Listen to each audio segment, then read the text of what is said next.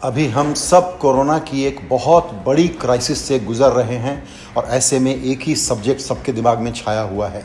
लेकिन एक और दूसरी क्राइसिस डेवलप हो रही है जो भारत के लिए बहुत क्रिटिकल है।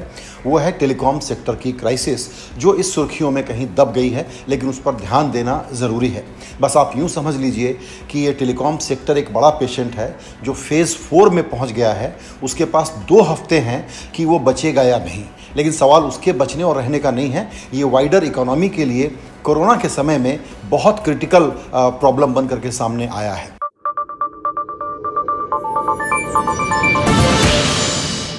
बैकग्राउंड ये है कि 17 साल से सरकार मुकदमेबाजी कर रही थी कि एडजस्टेड ग्रॉस रेवेन्यू के आधार पर हमको टेलीकॉम से ज़्यादा रेवेन्यू चाहिए इन कंपनियों से।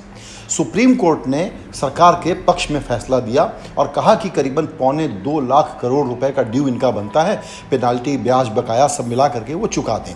जस्टिस अरुण मिश्रा की ये बेंच है।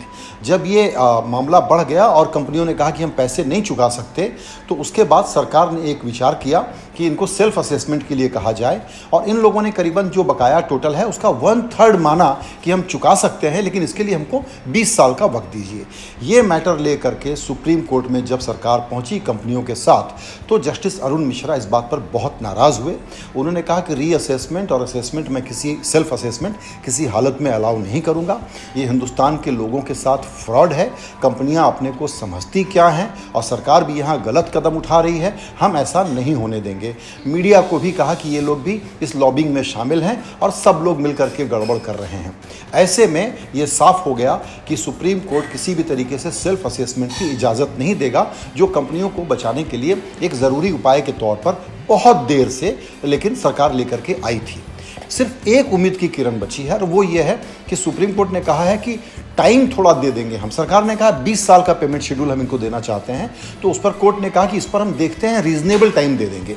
अब जो एक्सपर्ट हैं वो बताते हैं कि अगर 15 साल से कम का वक्त मिलता है तो ये कंपनियां सर्वाइव नहीं कर पाएंगी। इस वक्त 3 रिलेवेंट प्लेयर हैं बाज़ार में। एक है जियो, दूसरा वोडाफोन और तीसरा एयरटेल। दिक्कत यह है कि वोडाफोन किसी हालत में सर्वाइव नहीं कर पाएगा अगर ये पेमेंट शेड्यूल 20 साल से कम का हुआ तो। इसका दूसरा बड़ा असर होगा बैंकिंग सेक्टर पे, और बैंकिंग सेक्टर पहले से चोक्ड है। सरकार को फिर कैपिटलाइजेशन के लिए उसमें पैसे डालने पड़ेंगे। सारी टेलीकॉम कंपनियों ने उनसे उधार लेकर के रखा हुआ है और ये वाइडर इकोनॉमी के लिए आप समझ लीजिए कि इस वक्त हमारे लिए जब हम वर्क फ्रॉम होम कर रहे हैं, सब कुछ ठप हो रहा है, उसमें टेलीकॉम और इंटरनेट की सुविधाएँ हमारे लिए कितनी ज़्यादा एक ज़रूरी चीज़ बन करके आ गई हैं, तो इसका इकोनॉमिक कॉस्ट बहुत ज़्यादा हो सकता है। हरीश साल्वे एक बड़े नामी वकील हैं। उनसे जब पूछा गया कि इस क्राइसिस का क्या इलाज है, तो उन्होंने कहा कि ये बहुत दुर्भाग्यपूर्ण चीज़ें इस वक्त देश में हो रही हैं।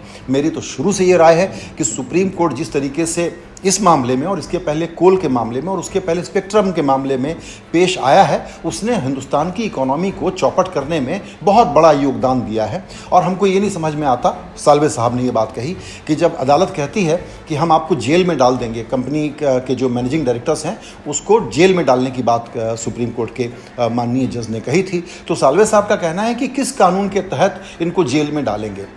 कोर्ट का काम लोगों की लिबर्टी को प्रोटेक्ट करना है या उस लिबर्टी को डैमेज करना है, और उन्होंने ये माना कि ये जो समस्या बनी है, अब इसका एक ही सॉल्यूशन है और वो सॉल्यूशन है कि सरकार कानून लेकर के इसको सॉल्व करे। अब संसद में कानून लेकर के अगर आना है तो अभी तुरंत आना पड़ेगा।